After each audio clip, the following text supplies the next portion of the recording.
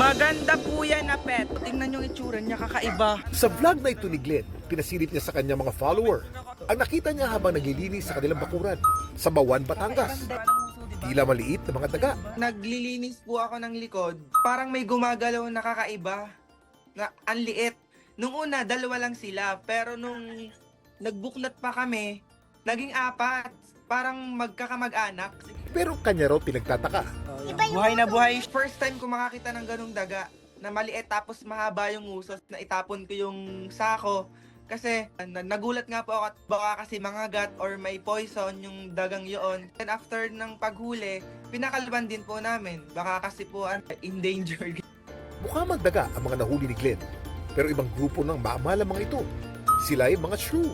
Yung mga shrew, mas maliit sila kaysa sa karamihan sa mga nakikita natin na daga. Mas elongated yung huso. Pahaba yung huso nila, maliliit sila. Tapos a lot of them ay maikli yung mga buntot. At ang mga shrew sa video, isa raw Asian house shrew o Suncus murinus. Hindi sila native na species dito sa Pilipinas, so introduced sila. Ang Asian house shrew ay nagmula sa mga bansa sa South Asia, gaya ng India, Sri Lanka, Nepal at Bangladesh. Very common kasi itong Asian house shrew sa mga malapit sa mga bahay, sa mga agricultural areas. Malaki man o maliit ang hayop, laging tandaan, may papel itong ginagampanan sa ating kalikasan.